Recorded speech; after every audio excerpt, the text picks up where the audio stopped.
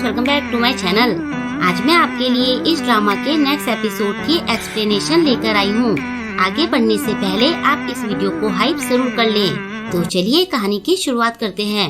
कहानी में आगे हम चोसुन को जेग्योंग के ऑफिस में बैठे देखते हैं। जेग्योंग पास्ट को याद करने लगती है। उसकी मॉम की डेथ के 1 साल के अंदर ही कांगयोंग चोसुन से शादी कर लेता है और वो प्रेग्नेंट होती है। कुछ टाइम बाद बांग्योल पैदा होती है। कांगयोंग उस पर प्यार लुटा रहा होता है। ये देखकर जेग्योंग कहती है कि मैंने आपसे इसे यहाँ लाने से मना किया था। कांगयोंग कहता है कि ये तुम्हारी छोटी बहन है। चोसुन जेग्योंग को शांत करने की कोशिश करती है। जेग्योंग कहती है कि आपने पूरा प्लान बनाकर इस घर पर कब्जा कर लिया है। चोसुन कहती है कि जिस बात का तुम्हें डर है वो कभी नहीं होगी। जेग्योंग कहती है कि मैं आप पर कभी भरोसा नहीं करूँगी। अब कहानी वापस प्रेजेंट में आती है। जेग्योंग कहती है कि आखिर 30 सालों बाद आपकी इच्छा पूरी हो ही गई। मुझे धोखा देकर आपको अच्छा लग रहा होगा। चोसुन कहती है कि पहले तुमने मुझे धोखा देने की सोची।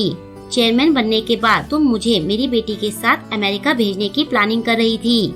जेग्योंग कहती है कि मुझे पता है कि आपने ये सब पैसों के लिए किया है। बताओ आपको कितना पैसा चाहिए? आप मेरे पापा की देखभाल पैसों के लिए ही तो कर रही थी।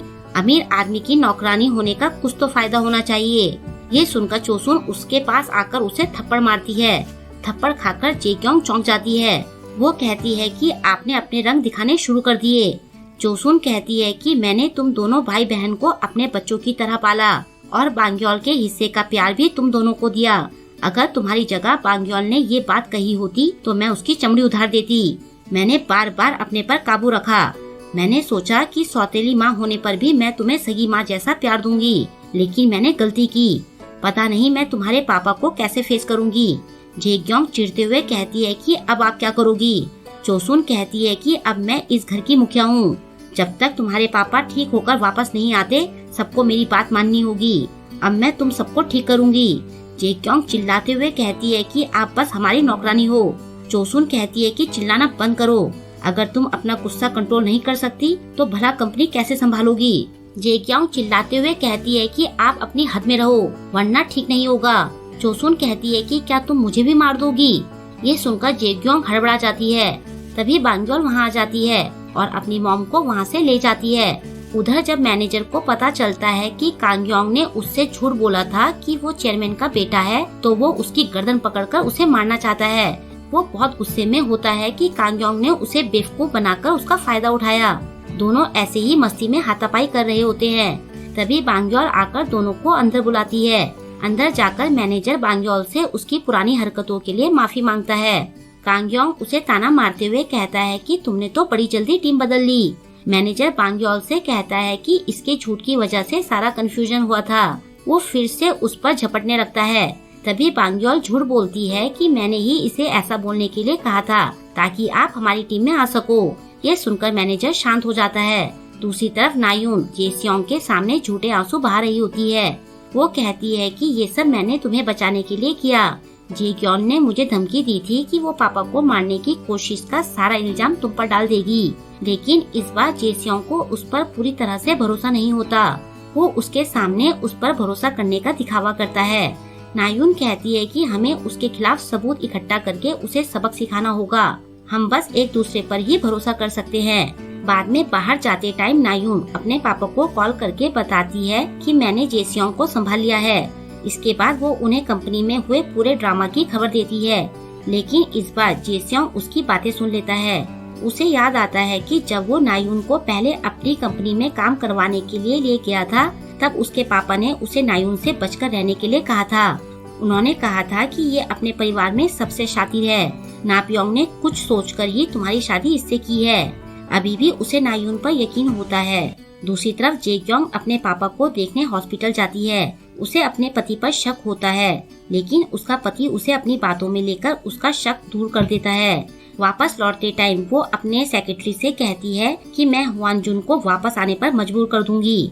इधर ऑफिस में कांगयोंग, बांग्योल और मैनेजर अपना सामान लेने जाते हैं। वो डेस्क के नीचे होते हैं।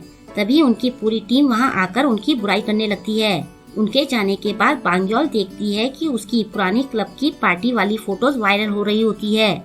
ऑफिस में सब उन तीनों से दूरी बना लेते हैं। बांग्योल कहती है कि ये सब जेग्योंग का किया धरा है। जब मैं बाहर थी तो वो मेरे दोस्तों से मेरी जासूसी करवाती थी और मेरे बारे में झूठी बातें फैलाती थी। मेरे लिए ये नई बात नहीं है। जब मैं बाहर पढ़ रही थी तब भी मेरे साथ ऐसा ही होता था। हम देखते हैं कि पहले जब बांग्योल के क्लासमेट्स उसे बुली करती हैं, तो वो घर पर कॉल करती है। कांग्योंग उसे डांटते हुए कहता है कि मैंने तुम्हें वहाँ रोने के लिए नहीं भेजा है, मुझे कमजोर बच्चे नहीं चाहिए। बेचारी बांग्योल अकेली पड़ जाती है। मैनेजर रोते हुए कहता है कि तुमने बहुत कुछ सहा है। वो कहती है कि जब मैंने रिएक्ट करना छोड़ दिया तो उन्होंने मुझे परेशान करना बंद कर दिया। कांग्योंग कहता है कि क्या तुम्हें सच में लगता है कि बुली बच्चों से निपटना इतना आसान है।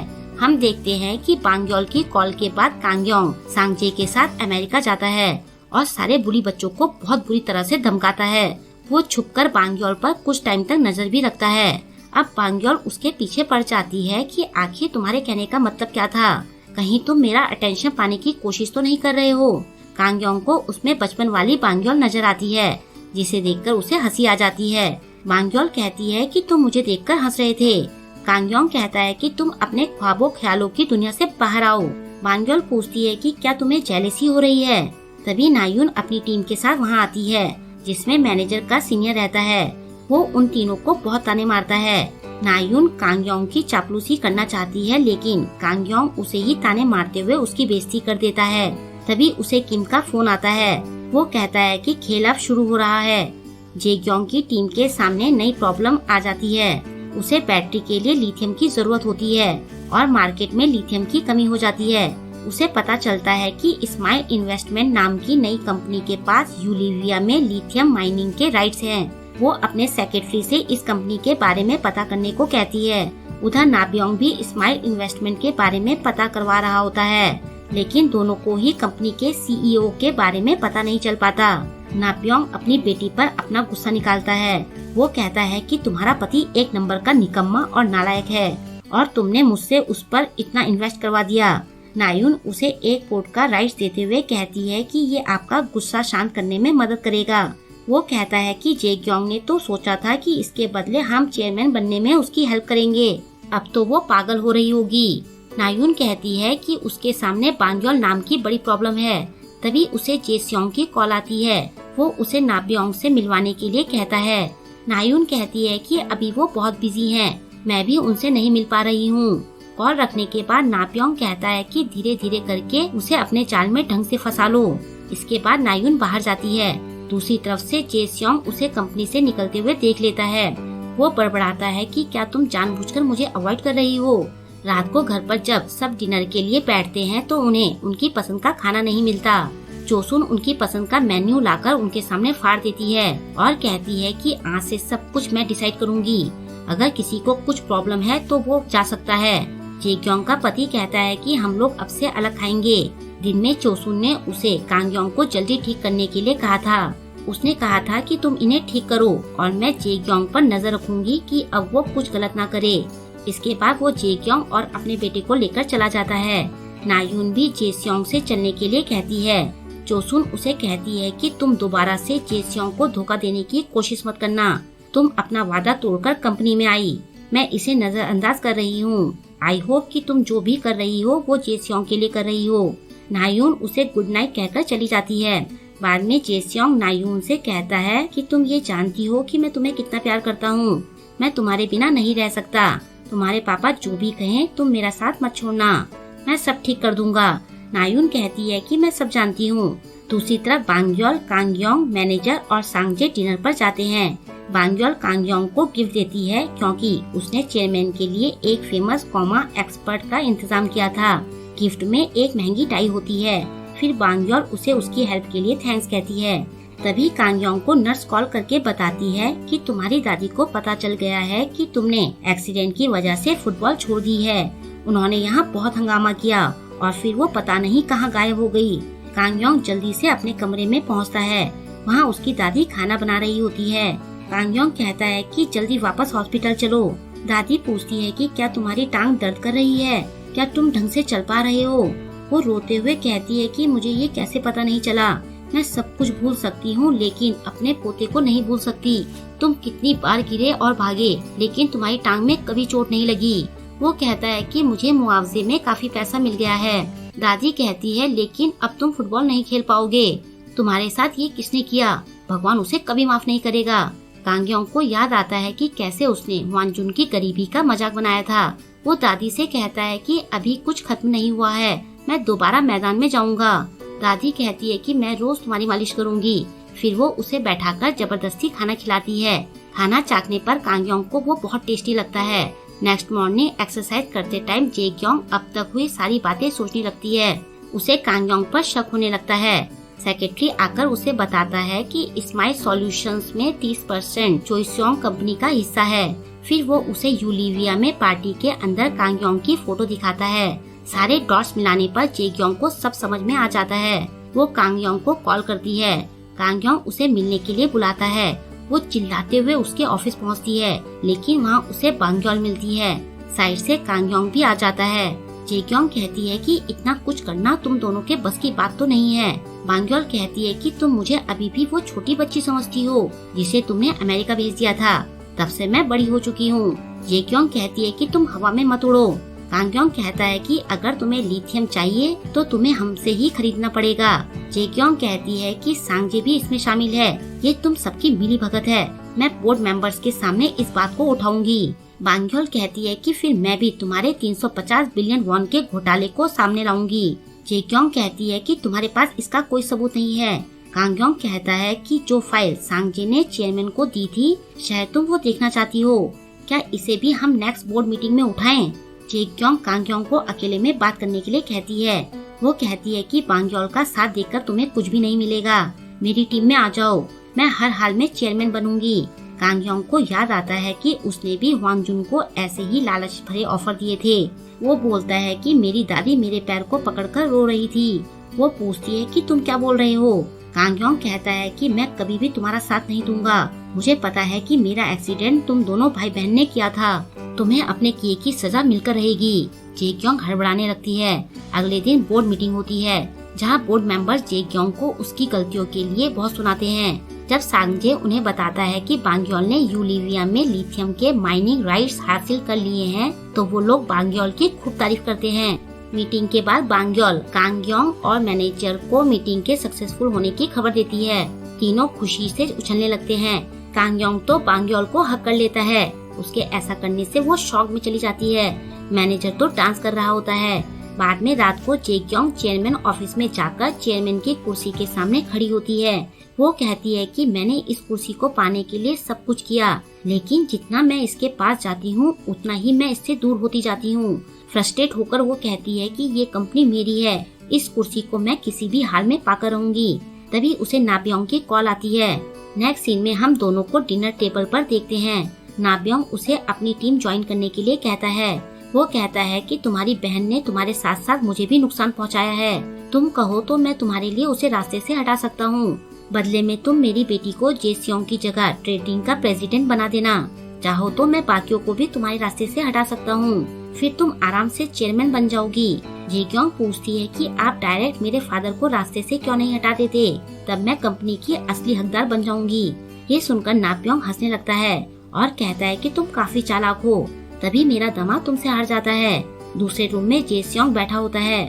वो उन दोनों की सारी बातें सुन लेता है। वो बड़बड़ाता है कि जे क्योंग, क्या तुम इतना गिर चुकी हो? कुछ देर बाद जे क्योंग वहाँ से निकल जाती है। रास्ते में वो देखती है कि उसके ड्राइवर की जगह जेसियोंग बैठा होता है। वो कहता है कि पापा ने हमेशा मुझे पुश किया ताकि मैं तुम्हें हरा सकूं, लेकिन मैं हमेशा हार जाता था। अब मुझे मेरे हारने की वजह पता चल गई है। मैं तुम्हारी तरह निर्दयी नहीं हूँ। तुम तो अपने पापा और भाई की बलि तक देने के लिए तैयार हो गई, तो भला मैं तुमसे कैसे जीत सकता हूँ? जे क्योंग कहती है कि तुमने जो भी सुना है मैं तुम्हें सब समझा सकती हूँ। वो कहता है कि तुम मुझे बेवकूफ बनाना बंद करो। तुम मेरे ससुर के साथ मिलकर मुझे रास्ते से हटाकर चेयरमैन बनना चाहती हो। वो उसे गाड़ी रोकने के लिए कहती है। जेसियोंग कहता है कि मैं सबके सामने तुम्हारी सारी पोल खोल दूंगा। अब तुम डिसाइड करो कि तुम नाब्योंग से दूर रहोगी या फिर मेरे साथ मरना पसंद करोगी। जे क्योंग स्टीयरिंग पकड़कर उसे गाड़ी रोकने के लिए कहती है और तभी उनकी गाड़ी का एक्सीडेंट हो जाता है। जेसियोंग को पुलिस पकड़ लेती है। सारी न्यूज में उसी के बारे में आ जाता है। कांग योंग भी ये न्यूज देखता है। पुलिस स्टेशन में जेस्योंग देखता है कि उसके खिलाफ सारे सबूत होते हैं। जेस्योंग कहता है कि मेरी बहन ने मेरे ससुर के साथ मिलकर सबको मारने की कोशिश की। उसने मेरे पापा को भी मारने की कोशिश की। मैं तो बस उसे डराना चाहता था। ऑफिसर कहता है कि तुमने जेक्योंग का किडनैप किया और कंपनी में पैसों का घोटाला भी किया। ये सुनकर वो चौंक जाता है। तभी जेक्योंग वहाँ आती है। वो अबला नारी बनने का नाटक करती है और फिर वो जेस्योंग से कहती है कि अब तुम्हें पता चला कि क्यों तुम कभी मुझे नहीं हरा पाए। हम देखते हैं कि जब उसे नाप्योंग की कॉल आई थी तब उसने उसके साथ अपनी मीटिंग की खबर जेस्योंग तक पहुंचा दी थी। उसे पता था कि उसके ड्राइवर की जगह जेस्योंग है। उसने ही खुद एक्सीडेंट करके पुलिस को बुलवाया था। जेक्योंग उसे उसके आपा खोने के लिए थैंक्स कहती है। बाहर रिपोर्टर्स के सवालों से एक बार फिर जेस्योंग अपना आपा खो देता है और फिर वो जेक्योंग की तरफ झपटता है, लेकिन पुलिस वाले उसे पकड़ लेते हैं। तभी कांग योंग पांग्योल के साथ वहाँ आ जाता है। वो चिल्लाते हुए उसे होश में आने के लिए कहता है। जेस्योंग को उसमें अपने पापा नजर आते हैं। वो कहता है कि मैं फिर से उससे हार गया, मुझे माफ कर दो, मैं आपका नाकारा बेटा हूँ। ऐसा कहते हुए उसकी आंखों में आंसू होते हैं। फिर पुलिस उसे ले जाती है। कांग योंग जेक्योंग की तरफ देखकर कहता है कि तुम और कितना नीचे गिरोगी। ऐसा कहते हुए उसकी आंखों से आंसू निकलने लगते हैं। तभी उसके सिर में बहुत तेज दर्द होने लगता है। पांग्योल आकर उसे संभालती है। वो सोचता है कि कहीं उसे होश तो नहीं आ रहा है। उधर हॉस्पिटल में उसकी बॉडी की उंगली हिलती है और यहीं पर आज के वीडियो की एंडिंग हो जाती है। आई होप कि आपको आज का वीडियो पसंद आया होगा। आपको आज का वीडियो कैसा लगा मुझे कमेंट करके जरूर बताएं और वीडियो को लाइक और शेयर करना ना भूलें। अगर अभी तक आपने मेरे चैनल को सब्सक्राइब नहीं किया है तो प्लीज मेरे चैनल को सब्सक्राइब कर लें और लेटेस्ट वीडियोस की नोटिफिकेशन पाने के लिए बेल आइकन को प्रेस करना ना भूलें। मिलते हैं जल्द ही इसके नेक्स्ट वीडियो के साथ। Thank you.